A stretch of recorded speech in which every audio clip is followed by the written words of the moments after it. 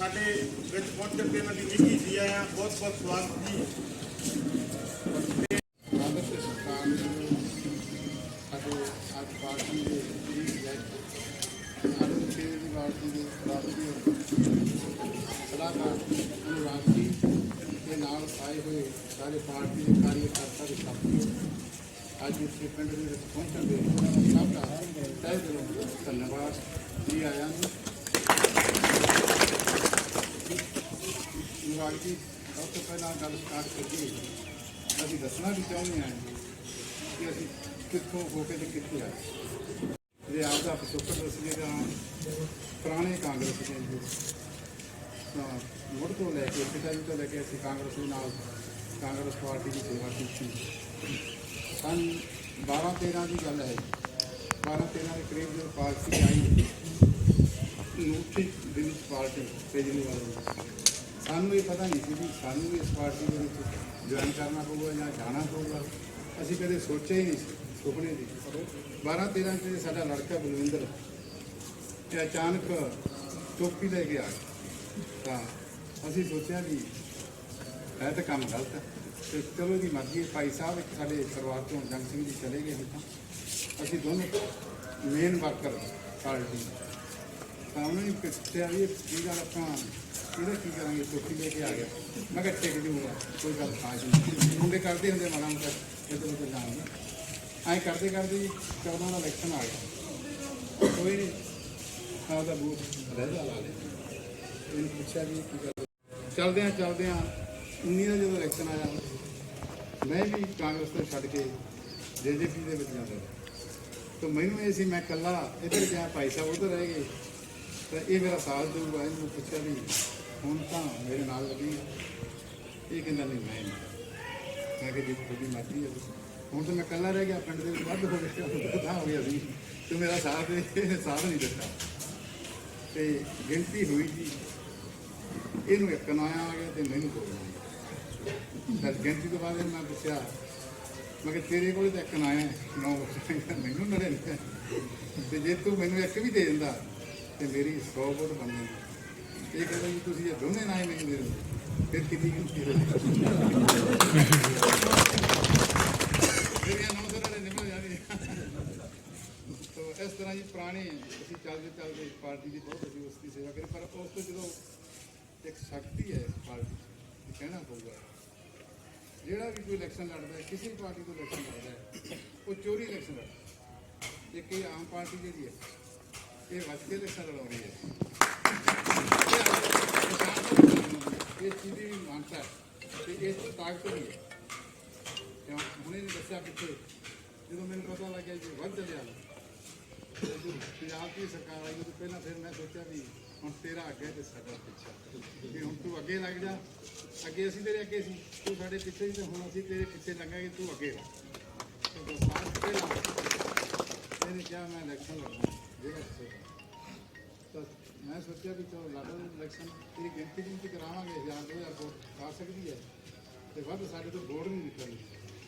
ਤੇ ਸਾਡੇ ਜਿੰਨੇ ਵੀ ਕਾਰਜਕਰਤਾ ਹੋਰ ਪਿੰਡਾਂ ਦੇ ਜਿੰਨੇ ਵੀ ਵੋਟਰ ਹੈ ਸਾਰੇ ਭਰਾਵਾਂ ਨੇ ਵੱਧ ਚੜ੍ਹ ਕੇ ਮਦਦ ਕੀਤੀ ਤੇ ਚਲੋ ਇਲੈਕਸ਼ਨ ਪਾਰਟੀ ਦੇ ਨਾਂ 'ਤੇ ਇਲੈਕਸ਼ਨ ਅਸੀਂ ਜਿੱਤਿਆ, ਮੁੰਡੇ ਵੋਟਾਂ ਪਾਈਆਂ, ਸਾਰੇ ਪਰਿਵਾਰ ਨੇ, ਸਾਰੇ ਪਿੰਡਾਂ ਦੇ ਲੋਕ ਸਾਰੇ ਇਕੱਠੇ ਹੋਏ, ਸਾਰੇ ਮਨ ਸੱਚੇ ਤੋਂ ਜੀ, ਸਾਰੇ ਜਿੰਨੇ ਵੀ ਆਏ ਆ ਭਾਈਚਾਰਾ ਸਾਰਾ ਮਨ ਖੁੱਲ੍ਹ ਕੇ। ਇੱਕ ਪਾਰਟੀ 'ਚ ਇਹ ਇੰਨੀ ਤਾਕਤ ਹੈ ਕਿ ਆਮ ਬੰਦਾ ਵੀ ਇਹ ਸੋਚਦਾ ਵੀ ਆਮ ਪਾਰਟੀ ਚੱਲੀਏ, ਕਿ ਇੰਨੀ ਤਾਕਤ ਹੈ ਕੁਦਰਤ ਦੀ ਖੇਡ ਕਿ ਸਾਡੀ ਬਣਾਈ ਹੋਈ ਨਹੀਂ।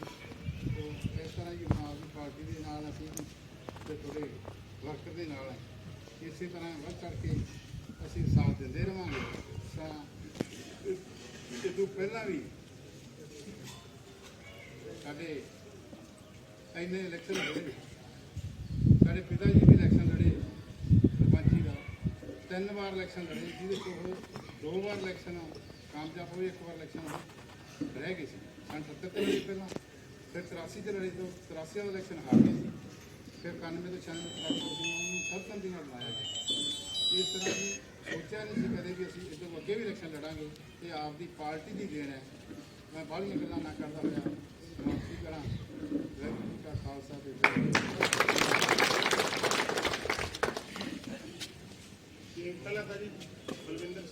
ਅੰਕਲ ਜੀ ਦਾ ਧੰਨਵਾਦ ਜਿਨ੍ਹਾਂ ਨੇ ਮੈਨੂੰ ਆਪਣੇ ਮੰਚ ਦੇ ਉੱਤੇ ਸੰਚਾਲਨ ਕਰਨ ਦਾ ਮੌਕਾ ਦਿੱਤਾ। ਤੇ ਦੂਜੀ ਗੱਲ, ਜਿਵੇਂ ਅੰਕਲ ਜੀ ਨੇ ਇੱਕ ਟੋਪੀ ਵਾਲੀ ਗੱਲ ਕਹੀ, ਆ ਟੋਪੀ ਵਾਲੀ ਗੱਲ ਤੋਂ ਮੇਰੇ ਇੱਕ ਗੱਲ ਯਾਦ ਆ ਗਈ। ਸਾਡੇ ਬਜ਼ੁਰਗਾਂ ਦੇ ਵਿੱਚੋਂ ਜਿਹੜੇ ਪੱਗ ਰੱਖਦੇ ਨਾ, ਉਹਨਾਂ ਨੂੰ ਕਈ ਵਾਰੀ ਪੁਰਾਣੇ ਵਿਚਾਰਾਂ ਦੀ ਹੈ। ਮੇਰੇ ਵੀ ਪਾਪਾ ਜੀ, ਅਸੀਂ ਪੁਰਾਣੇ ਕਾਂਗਰਸੀ ਸੀਗੇ, ਮੇਰੇ ਦਾਦਾ ਜੀ ਸਰਪੰਚ ਸੀਗੇ। ਤੇ ਮੇਰਾ ਜਦੋਂ ਮੈਂ ਟੋਪੀ ਲੈ ਕੇ ਜਾਣਾ ਤਾਂ ਤੜਕੇ ਮੇਰੇ ਡੈਡੀ ਨੇ ਕਹਿਣਾ, ਲੈ ਲਈ ਟੋਪੀ ਜੀ, ਤੇ ਨਿਕਲ ਗਿਆ। ਤੇ ਮੈਂ ਕਿਹਾ ਯਾਰ ਮੈਂ ਟੋਪੀ ਵਾਲਾ ਕਿਵੇਂ ਕਰੀਏ। ਮੈਂ ਮਾਤਾ ਨੂੰ ਪੁੱਛਿਆ, ਮੈਂ ਕਿਹਾ ਮੰਮਾ ਮੈਂ ਤਾਂ ਇੱਧਰਲੇ ਪਾਸੇ ਕਿਉਂ ਪਾਰਟੀ ਦਿੰਦੀ ਲੱਗੀ, ਮੈਂ 2000 ਪਾਰਟੀ ਦੇ ਨਾਲ। ਤੇ ਕਹਿੰਦੀ ਗੁੱਟ ਪੱਗ ਬੰਨ੍ਹੋ, ਚੁੱਪ ਕਰਕੇ ਨਿਕਲ। ਤੇ ਉਦੋਂ ਤੋਂ ਮੈਂ ਲੱਗਿਆ ਜੀ ਪਾਰਟੀ ਦੇ ਨਾਲ, ਤੇ ਅੱਜ ਤੱਕ ਸੱਚੇ ਦਿਲੋਂ ਪਾਰਟੀ ਦੇ ਨਾਲ ਆ। ਤੇ ਇਸ ਪਾਰਟੀ ਦੀ ਜਿਹੜੀ ਮੇਨ ਮੈਂ ਖੂਬੀ ਦੱਸਦਾ, ਇਸ ਪਾਰਟੀ ਨੇ ਤੇ ਕਿਸਾਨ ਅੰਦੋਲਨ ਨੇ ਜ਼ਿੰਦਗੀ ਦੇ ਵਿੱਚ ਜੋ ਕੁਝ ਦਿੱਤਾ, ਮੇਰੀ 35-36 ਸਾਲ ਦੀ ਉਮਰ ਹੈ ਜੀ, ਜ਼ਿੰਦਗੀ ਦੇ ਵਿੱਚ ਜੋ ਇਸ ਪਾਰਟੀ ਨੇ ਤੇ ਕਿਸਾਨ ਅੰਦੋਲਨ ਨੇ ਸਿੱਖ ਦਿੱਤੀ ਹੈ, ਉਹ ਸ਼ਾਇਦ ਅੱਜ ਤੱਕ ਕੋਈ ਵੀ ਪਾਰਟੀ ਕਿਸੇ ਨੂੰ ਨਹੀਂ ਦੇ ਸਕਦੀ। ਇਸ ਪਾਰਟੀ ਨੇ ਇੱਕ ਤਾਂ ਸਭ ਤੋਂ ਪਹਿਲਾਂ ਸਟੇਜ ਤੇ ਚੜ੍ਹ ਕੇ ਬੋਲਣ ਦਾ ਤਰੀਕਾ ਸਿਖਾਇਆ ਹੈ, ਤੇ ਫਿਰ ਦੂਜੇ ਨੇਤਾਵਾਂ ਦੇ ਸਾਹਮਣੇ ਕੀ ਸਵਾਲ ਕਰਨੇ ਤੇ ਆਪਾਂ ਕੀ ਬੋਲਣੇ ਆ, ਇਹ ਸਿਖਾਇਆ ਹੈ। ਤੇ ਇੱਕ ਸਭ ਤੋਂ ਮੇਨ ਗੱਲ ਇਸ ਪਾਰਟੀ ਦੀ ਇਹ ਹੈ, ਇਹ ਪਾਰਟੀ ਕਿਸੇ ਬੰਦੇ ਦੀ ਪੂਛ ਨੂੰ ਛੱਜ ਨਹੀਂ ਬੰਨ੍ਹਦੀ। ਤੁਸੀਂ ਦੇਖਿਆ ਹੋਣਾ ਹੈ, ਕਈ ਪਾਰਟੀਆਂ ਪੂਛ ਨੂੰ ਛੱਜ ਬੰਨ੍ਹ ਦਿੰਦੀਆਂ ਵੀ ਸਾਡਾ ਹੁਣ ਕਿਸੇ ਨੂੰ ਕਈ ਹੁੰਦੇ ਆ, ਹਰੇਕ ਪਿੰਡ ਹੀ ਹੈ ਜਿਹਨੂੰ ਕਹਿ ਦਈਏ ਕੋਈ ਮਾਰੋ ਮੋਦੀ, ਪੂਛ ਬੰਨੀ ਵੀ ਹੈ ਜੀ, ਛੱਜ ਬੰਨ੍ਹਤਾ ਉਹਨਾਂ ਦੀ ਦਾ ਫਾਸਲਾ ਪੈ ਗਿਆ ਹੈ। ਭਗਤ ਸਿਆਂ ਤੇਰਾ ਸੁਪਨਾ ਤੇ ਬਸ ਸੁਪਨਾ ਹੀ ਰਹਿ ਗਿਆ। ਉਹ ਜੀ ਗੱਲ ਜੋ ਜਿਹੜੇ ਬੰਦੇ ਨੇ ਕੰਮ ਜਿਹੜਾ ਕਰਨਾ ਉਹ ਖੜਕਦੀ ਹੈ, ਉਹ ਖੜਕੀ ਗਈ ਮਤੇ ਆਈ ਤਾਂ ਆਈ। ਜਿਵੇਂ ਆਪਣੇ ਤਾਂ ਸੀਐਮ ਸਾਹਿਬ ਨੇ ਖਟਕੜ ਕਲਾਂ ਭਗਤ ਸਿੰਘ ਦੇ ਪਿੰਡ ਜਾ ਕੇ ਲਈ, ਹੁਣ ਉਹਨਾਂ ਦੇ ਸੁਪਨਿਆਂ ਨੂੰ ਸਿੱਖਿਆ ਨੂੰ ਵੀ ਅੱਗੇ ਕਰਦੇ ਬਾਬੇ ਨੇ ਵਾਰਤੀ ਜੀ। ਜਿਵੇਂ 92 ਸੀਟਾਂ ਆਈਆਂ ਸੀਗੀਆਂ, ਤੇ ਲਗਭਗ 92 ਸਾਲ ਹੋ ਗਏ ਭਗਤ ਸਿੰਘ ਦੀ ਸ਼ਹੀਦੀ ਨੂੰ, ਤੁਸੀਂ ਜੋੜ ਕੇ ਦੇਖ ਲਿਓ। ਤੇ ਫਿਰ ਮੈਂ ਉਹਦੇ ਵਿੱਚ ਲਿਖਿਆ ਸੀਗਾ ਜੀ, 92 ਸਾਲਾਂ ਬਾਅਦ ਫਿਰ ਇਹ ਵਾਰੀਆਂ ਆਈਆਂ ਨੇ, ਫਿਰ ਦੁਬਾਰਾ ਕਲਮਾਂ ਚੱਕੀਆਂ ਤੇਰੇ ਸਿਪਾਹੀਆਂ ਨੇ। ਅੱਜ ਕਿਰਤ ਰੋਜ਼ਗਾਰ ਤੇ ਸਿੱਖਿਆ ਵਾਲੀਆਂ ਬਾਤਾਂ ਹੋ ਰਹੀਆਂ ਦੇਸ਼ ਤੇਰੇ, ਭਗਤ ਸਿਆਂ ਤੇਰੇ ਸੁਪਨੇ ਦੀ ਸ਼ੁਰੂਆਤਾਂ ਹੋ ਰਹੀਆਂ ਨੇ।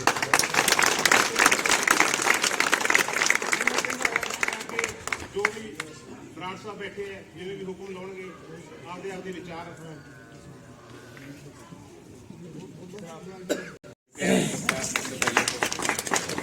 सारे लोग यहाँ पे आए, बहुत अच्छा लगता है जब अपने सारे एक विचार के लोग एक जगह बैठे मिल जाएं। और हमारी पार्टी की सबसे खास बात यह है कि हमारी पार्टी का कोई भी नेता जब बोलता है या कोई भी कार्यकर्ता जब बोलता है तो सामने चेहरों पर मुस्कुराहट होती है, सब लोग मुस्कुरा रहे होते हैं, हंस रहे होते हैं।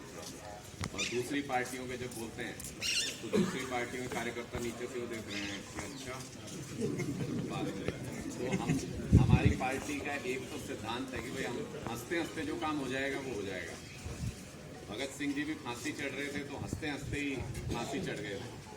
तो जितनी बड़ी कुर्बानी देनी हो, जितना बड़ा काम करना हो, हंसते हंसते हो गया तो हो गया, टेंशन लेके कुछ नहीं होता। तो हम लोग हंसी हंसी में हम इतने बड़े बड़े काम कर देते हैं। सबसे पहले तो आप लोगों को सबको नमन करता हूँ इस बात के लिए, मैं आज धरने पे भी बोल के आया कि ये ऐसी धरती है, ये ऐसी क्रांतिकारियों की धरती है कि एक सीएम जिसका अहंकार सिर के ऊपर चढ़ के बोल रहा था, जिसकी करोड़ों करोड़ रुपए जिसकी सिक्योरिटी पे खर्च होते हैं, और जिसने इतनी ताकत, इतनी बड़ी सरकार जिसने लगा रखी थी कि एक प्रोपेगेंडा चलाऊंगा, जनसंवाद करूंगा, इस धरती ने उसको जमीन सुंघा दी, ऐसे अहंकारी नेता को। इसके लिए मैं आप सब लोगों को बहुत बहुत बधाई देता हूँ। मुख्यमंत्री को ये बोलना पड़ा, हाथ जोड़ के ये बोलना पड़ा कि कुछ सवाल पूछना हो तो मीडिया में पूछ लेना, जनसंवाद में मत आया करो। मतलब सोचो, कोई मुख्यमंत्री ये कह रहे सवाल पूछवाने के लिए जनसंवाद कर रहा है, और कह रहे भाई सवाल पूछना हो तो उस पर मीडिया पे पूछ लेना, हमारे जनसंवाद में मत आया करो। और अब तो उसने 1 महीने के लिए जनसंवाद अपना रोक दिया। तो मुझे लगता है कि ये आप लोगों ने एक्सपोज कर दिया उसको कि वो पार्टी के कार्यकर्ताओं को बिठा के अपनी अपनी बातें पूछ के वाहवाही करना, ये सब इन झूठी सरकारों का काम होता है। और जैसे जिक्र भी किया आपने, टोपी की ताकत का जिक्र किया जैसे, तो हमारे पास तो बहुत सारे उदाहरण रहते हैं, क्योंकि सारी बातें आती हैं घूम फिर के। जिला परिषद का जब चुनाव हुआ था अभी पीछे, आप सारे गवाह हो, बड़ी कामयाबी पार्टी को यहाँ पे मिली थी, मजबूत ताकत बन के पार्टी यहाँ पे उतरी। ये पुराने जितने राजनेता हैं, इनको लगता है सब बिकाऊ है, तो इन्होंने फिर सूटकेस खा लिए, जैसे ही चुनाव हुए बहुत ऑफर आए। मतलब आप इन लोगों की हिम्मत और हिमाकत देखिए कि इन लोगों ने हमको भी सीधे ऊपर अप्रोच करने की कोशिश करी कि भाई आपके 6 बंदे हैं, सबके 1-1 करोड़ दे देंगे तो आप वोट डलवा दो, आपका तो बन नहीं रहा। तो मैंने तो एक बहुत बड़े नेता है, मैं अभी नाम नहीं लूँगा, आगे देखेंगे कब समय आने पे सही समय पे बताएंगे, लेकिन मैंने उनको ये कहा था कि हम ये काम नहीं करते, हम लोगों की उम्मीदों को बेचा नहीं करते। मैंने उनको ये शब्द इस्तेमाल करे। उन्होंने कहा कि भाई साहब आप कौन सी दुनिया में हो, ये तो मैं आपके पास पहुंच रहा हूँ, अगर मैं आपके जिला पार्षदों को 1-1 करोड़ दे दूंगा तो वो सीधे आ जाएंगे मेरे पास। बोले ये तो की बजाय 12 घंटे बिजली दे दो, मतलब 24 तो अभी मांगते भी नहीं हम, इतने भोले लोग हैं। वो 12 घंटे मांगे, मुख्यमंत्री पलट के बोला भाई नहीं मिलेगी, 12 घंटे बिजली नहीं मिलेगी। तो मैंने बहुत खुले मंच पे कई बार कहा है, प्रेस कॉन्फ्रेंस में भी कहा है कि ये खट्टर को जितना अहंकार है इसको बड़ा रहने दो, ये नहीं देगा तो 1 साल बाद बिजली तो 100% फ्री और 24 घंटे हरियाणा में मिलेगी।